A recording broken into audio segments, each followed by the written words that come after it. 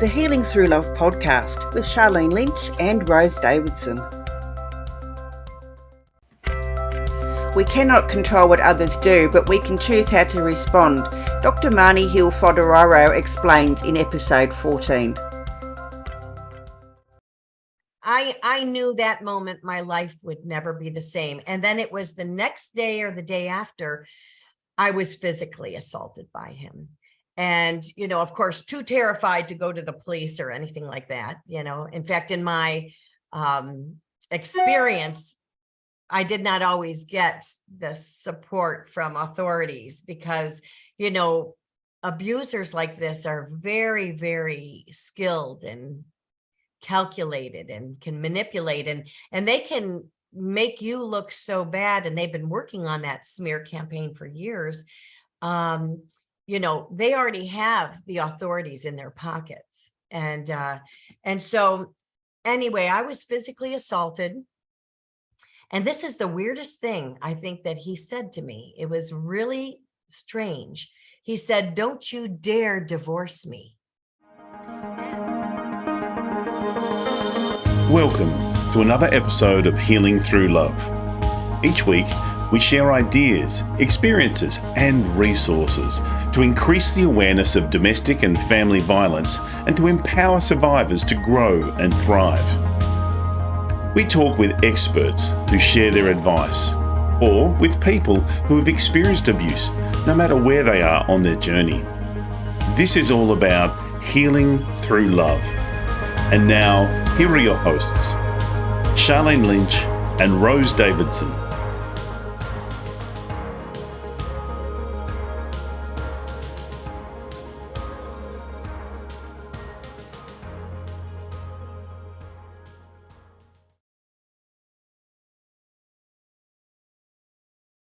Hello and welcome to the Healing Through Love podcast.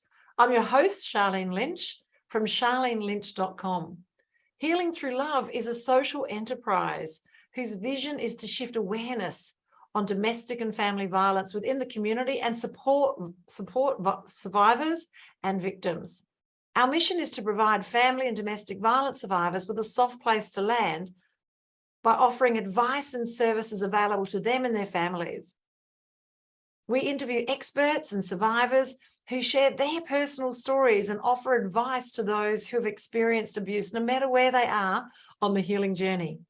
As well as the Healing Through Love podcast, we host an annual Pamper Day here in Adelaide and also Tasmania, where survivors of domestic and family violence have come together with local businesses. And it's like a day spa, basically, where they get to have all of the services for free for the day.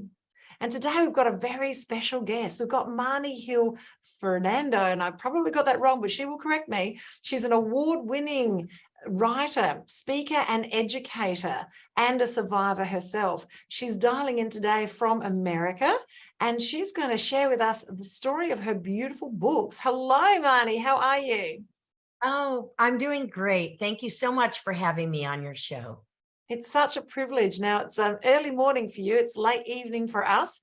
And isn't it fabulous how we can, thanks COVID, connect now? It doesn't matter where we are all over the world. Oh, it's amazing, the technology. And, so I feel like, we're just talking and we're next door, but we are miles and miles and miles away.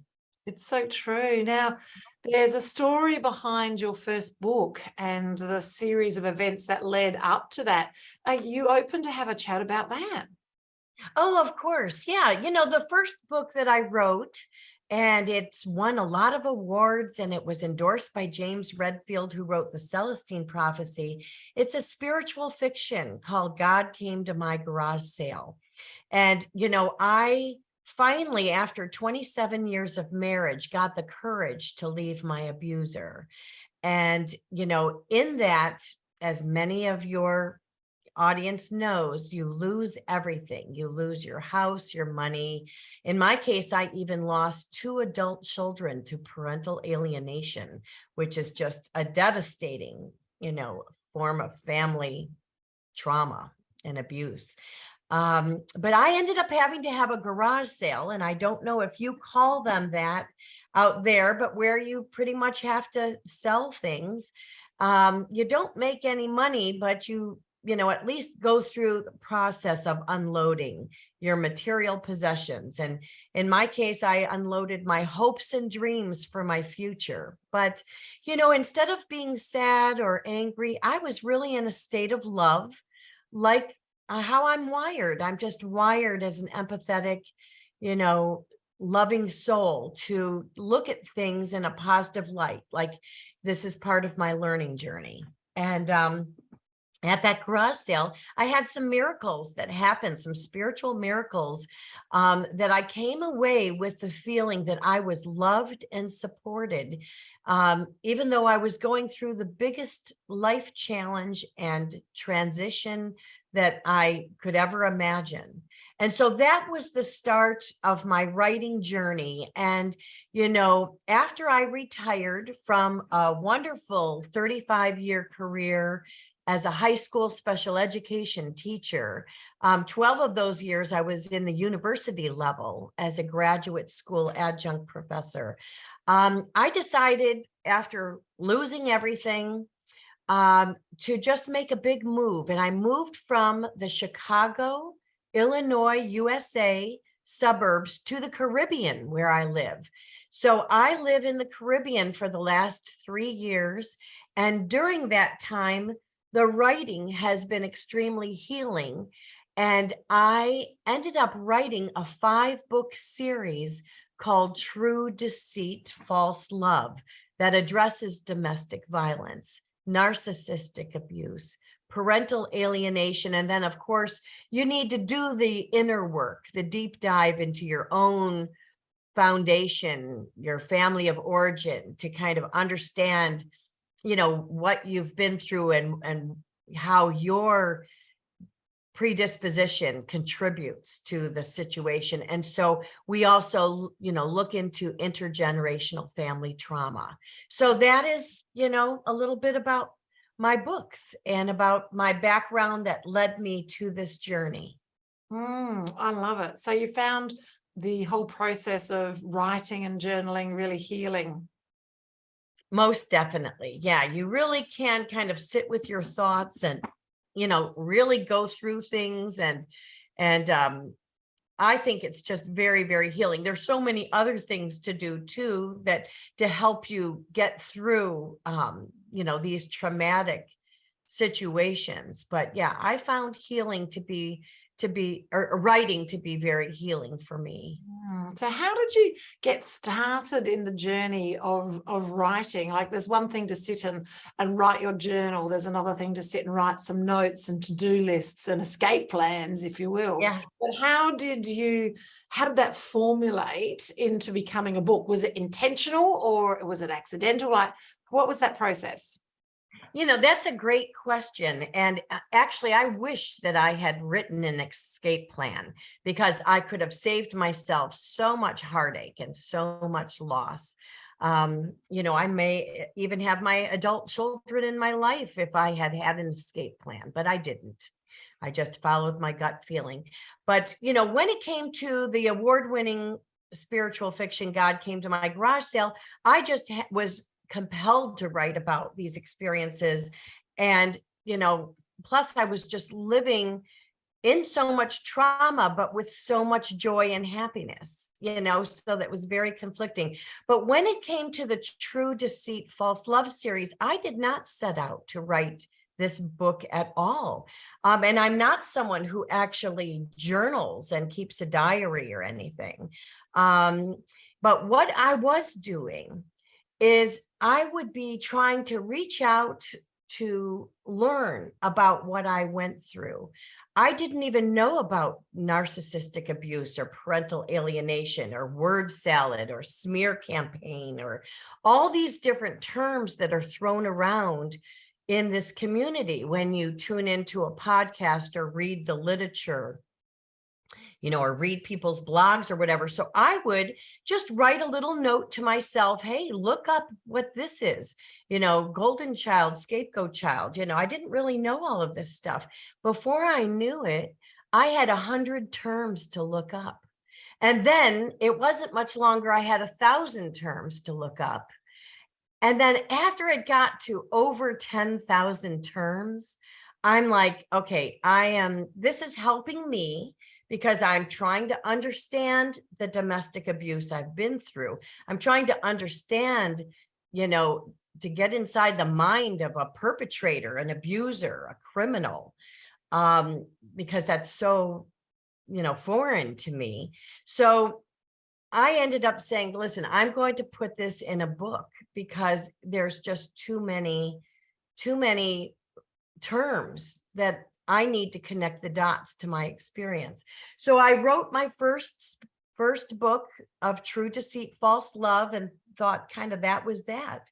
But then the writing was just so healing. I ended up writing acrostic poetry and free verse poetry. And with acrostic poetry, you write different terms vertically and then you connect the words to them. And I found it informational and I could play around with it. I could, pretend I was the abuser writing this, from their perspective, even though that's not anything that I had firsthand knowledge of, but I could only imagine what might be going through, the mind of a perpetrator. And I also wrote from a child's point of view, or a wife or a husband, because domestic violence, crosses all genders, all different roles, grandparents as well. Even friends can be involved. So the writing with the poetry really helped. And then I did a survivor's workbook, just a tool that I could offer other survivors, other people that might be going through this, and they might find the writing could help them get all this pain and heartache out of their body and onto a page. And then actually my last book, the fifth book, because I am writing a sixth book in the series, but the fifth book is actually a word search puzzle book, just to kind of distract you. And while you're still learning, you're learning the terms and you see those words, so you know what to look up and what groupings of words go together. But it's also kind of like a relaxing or mindless activity to do a word search. And I think sometimes when we're dealing with such heavy stuff, our lives have been turned upside down, we need to keep moving forward. And sometimes we need a little break. And so that was very healing for me. So that's how the 5-book series came to be. I love it. So inside of your mess, there was your message, and that's led to the millions. I love it. So for the listeners listening today, everything that you're going through, you can make a difference for other people by putting pen to paper and helping others, circumnavigate their challenges by sharing your advice and your words of wisdoms of how you've managed to work through the process. I have to ask, Marni, was there one moment in time that you knew that was it, like the straw that broke the camel's back, the time when you knew that was it, you had to move forward? Yes, there was, and I know your audience knows about red flags, to pay attention, when you are accused of lying, cheating, and stealing, and you would never do anything like that, they are projecting that they are lying, cheating, and stealing. And, many, many red flags were ignored for so many years, even before I got married. And, I just ignored them like so many people do, because, you get busy in your life, you're raising a family, you are a loving, empathetic person. So you believe that other people are too. You almost kind of project your goodness onto them. But, and then there was always money manipulation. The abuser that I was with was just obsessed with money and juggling accounts. And, I didn't realize until later after I left that there was a double and a triple, even a quadruple life going on while we were married those 27 years. So, but yes, the defining moment actually kind of took me by surprise. I was, out with my husband and one of our adult children for pizza at the local pizzeria. And all of a sudden, he made some confessions with some really bad wrongdoings. And unethical behavior. And actually, it involved our adult child that we were with. And that to me was my light bulb moment, that the abuse had really not only really been terrible for me, and it's very covert and underhanded, obviously, and it's with intermittent reinforcement, because there has to be good times to be able to stay that long in this relationship, even though there was cognitive dissonance constantly, gaslighting constantly. But when I knew the abuse was trickling over to our child and then our children, that was it. As a loving parent, your instinct is to protect your children at all costs. And I actually went silent. My reaction was very different than normally. I'd want to talk things out and let's put it on the table and let's work together. Well, I knew I was dealing with some evil forces. I mean, it was just clear. It was finally clear. And so I went kind of quiet, but he knew, I think, that I knew. I mean, it was kind of like the charade was over. The mask had slipped. I knew that moment my life would never be the same. And then it was the next day or the day after, I was physically assaulted by him. And, of course, too terrified to go to the police or anything like that. In fact, in my experience, I did not always get the support from authorities because, abusers like this are very, very skilled and calculated and can manipulate, and they can make you look so bad. And they've been working on that smear campaign for years. They already have the authorities in their pockets. And so anyway, I was physically assaulted. And this is the weirdest thing I think that he said to me. It was really strange. He said, "Don't you dare divorce me. And if you divorce me, I'll take your house, your money, and your children." And I thought to myself, I was physically assaulted, scared for my life. But to have someone that you've been married to for 27 years say, "Don't you dare divorce me," you would think it'd be the other way around. Like, I want a divorce, or, it would just seem strange. Like, he wanted, obviously, to keep that image of this perfect family, or he wanted me under his control. I was grade A supply, and even though he had many other, people on the sidelines, which I later found out, even people that I knew very well that were involved in the betrayal and the deceit. I just knew I had to go. And that's when I chose to file for divorce. I was scared to death. I was scared to death to leave. But one thing that your audience should know is when you leave an abuser, whether they discard you or you leave, you get the courage and have an exit plan, or not, like me, you just leave. The abuse just ramps up. It just ramps up for years and years and years to come. I filed for divorce in 2013, and shortly after, the divorce was granted, 15 lawyers or solicitors later, I'm still in court with my ex-husband.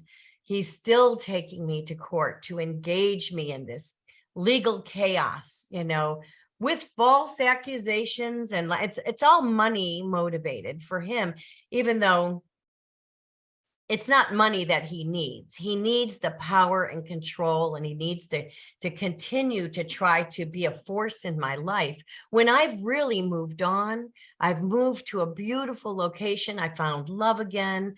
I have found success. It's not monetary success. Being a writer, you don't make any money. I mean, unless you are one of the, top writers, and you have a big blockbuster publishing house or something.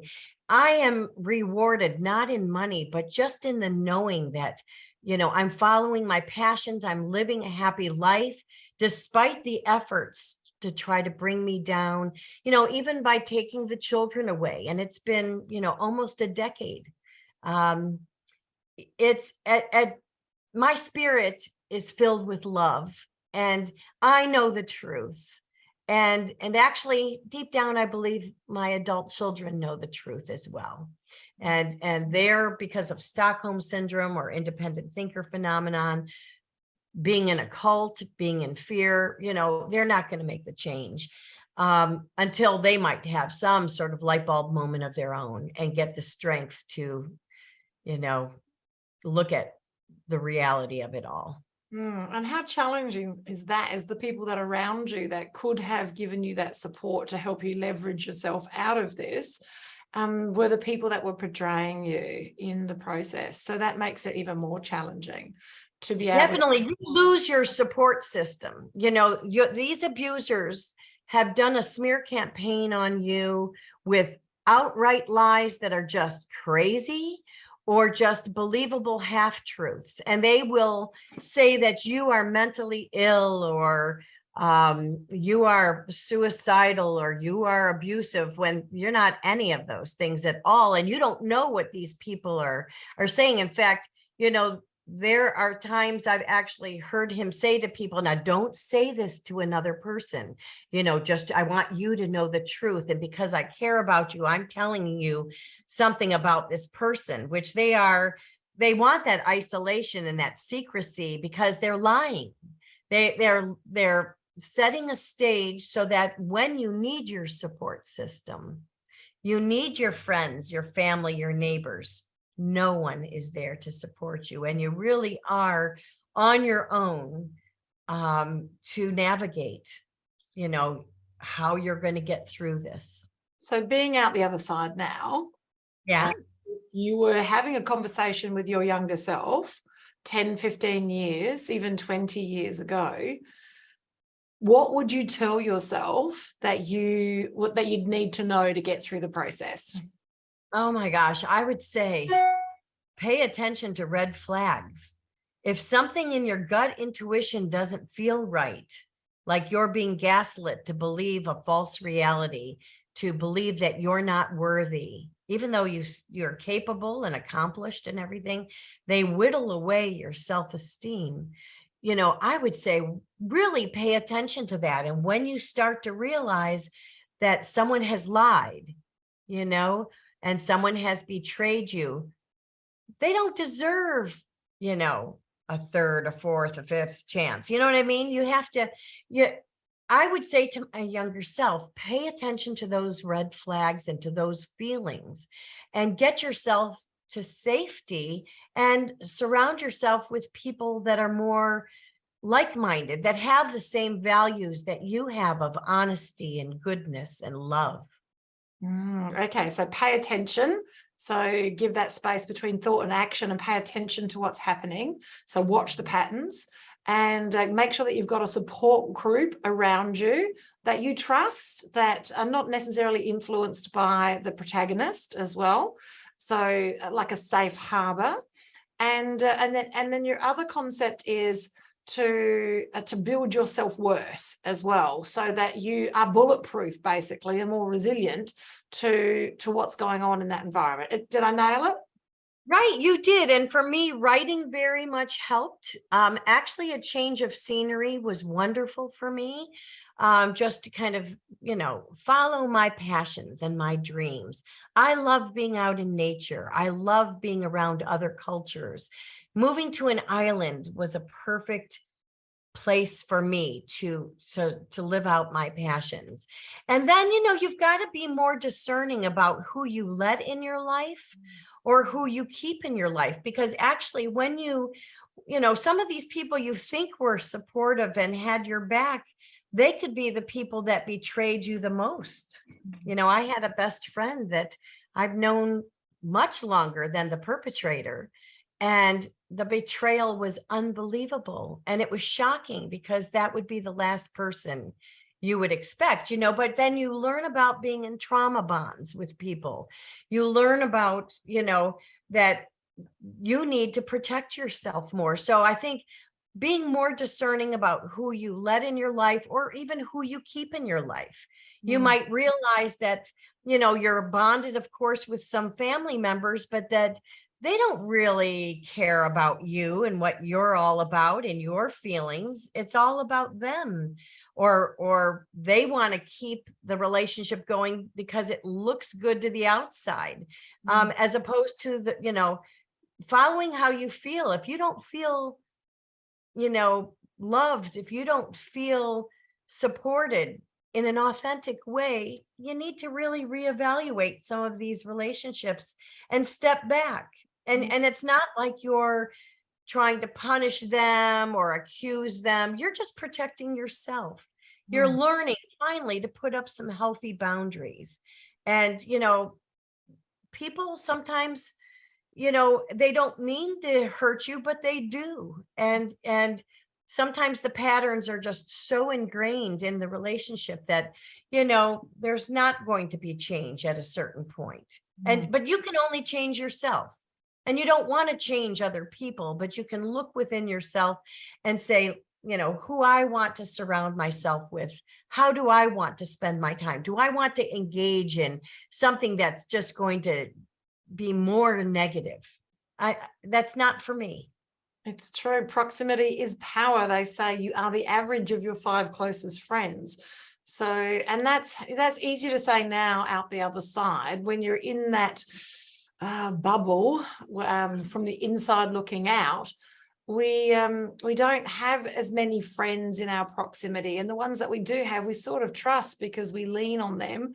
Yes, and in your situation, they weren't necessarily the right people to be trusting. So it's all very challenging. Well, that's great advice to give to your younger self. And then, of course, you've moved forward and written a beautiful book. Can you tell us a little bit about how our listeners can get hold of the book? Yeah, well, the 5-book series that kind of relates to our conversation and what we talked about is called True Deceit, False Love, because really we all want true love. And sometimes it's unfortunate we find out that the love is false and it's the deceit that is true. So that's how that title, True Deceit, False Love, came about. And the books can be found on Amazon, Barnes and Noble, and then my publisher is Balboa Press, which is a division of Hay House. But you can always go to my website, which is www.godcametomygaragesale.com. And there you can read about my books and some of the awards I've won and some of the people that have endorsed my books, which are pretty major influencers in the public arena. And they have found value in what I'm doing. And that validation just was really nice because actually with some of these people, I looked up to them for advice and for their research on different things so I could understand what I was going through. And then they turned around and supported me in what I was doing. So that was awesome. But I also have a happening section on my website where I post podcast videos, and interviews, speaking engagements, book signings. And then I also highlight other people's work. So it's actually a resource in itself to go to my website. Oh, that's fantastic. It sounds like it's all come out, all roses for you in the end, living a beautiful dream on a wonderful island and now in love and a book series and living the life that you want to live. And I understand that you've made some sacrifices along the way, especially with losing those relationships with your children, which is really very challenging in itself. Yes, and you're full of love and full of empathy, and you are really passionate about making a difference in the space of family and domestic violence, as long as being an educator as well. So that's the thing that's missing is the education piece. Is that if we knew what we know now, would we have ever chosen them as partners to begin with?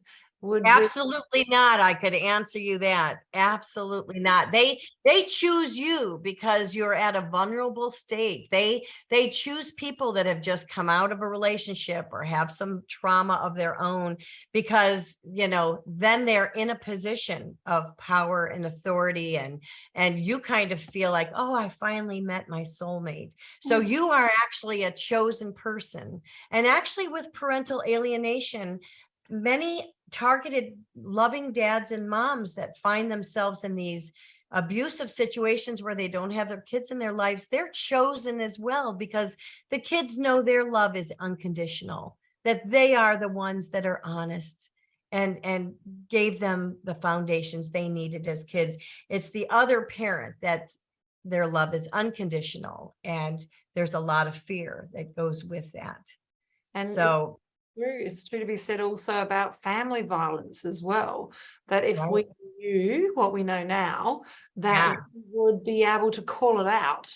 We would be able to, tell someone that could make an impact. We would be able to have the conversations. We would be in a different position. It wouldn't be like the status quo. It wouldn't be the normal thing. So it is all about education, and the books that you've written and what you do with your speaking is about educating people to move forward. And when everybody knows, then everyone's going to be able to call it, and there'll be no place for the perpetrators to hide, because everyone will call them on their behaviors. Right. The truth is exposed, and actually they expose themselves in so many ways. It's almost like you don't need to expose them because their mask slips. But your podcasts and other kind of podcasts that address these issues and we have these candid conversations, that is bringing the education awareness there. And there are some amazing researchers that are trying to bring the education to the legal system to try to help, bring enlightenment to the lawyers and judges and guardian ad litems that are actually ruining families with some of their decisions, because they are convinced by the criminals, the perpetrators, the ones that abuse. They're the ones that look calm, cool, and collected in court, when it's the loving parent that is just shocked to find that justice does not always prevail. So hopefully the education will spill over to the legal, area as well. It's so true. So we've had a local girl here in Adelaide win a court case against her abusive partner, who's done the same thing as your partner has done to you, take her through the law courts for a very long time. And he's now been criminally convicted of abusing the legal system. So, oh my gosh, so there's hope. So there is hope. Yeah. Good lawyers and basically, if you are listening and wherever you are on the journey, can I just suggest documenting everything? So whether that's a good thing for you to do or an uncomfortable thing for you to do, pen to paper to write down times, dates, and all the details. Keep that information safe, because you might need that to move forward as well. It's been an amazing 30 minutes. It doesn't even feel like 30 minutes, but boy, can we talk. Wow. Well done, Marni. It was fantastic. And I'm looking forward to our listeners reaching out to you. We'll put all of the links, including Marni's website and where you can collect her books, both the God Came to My Garage sale and also the 5 collection, soon to be 6 collection. And it's been a privilege and a pleasure to collaborate with you during this 30 minutes. And I look forward to seeing you again soon, and hopefully we can interview you sometime soon. Well, thank you so much for having me on your show. And I resonate with your mission that we can, through love, heal. Thank you. And that's bye for now. Thank you for joining us for this episode of Healing Through Love. You can get further resources, see the show notes, or simply reach out to us via our website at htlaustralia.org. Thanks so much for joining us, and we look forward to your company next time on the Healing Through Love podcast.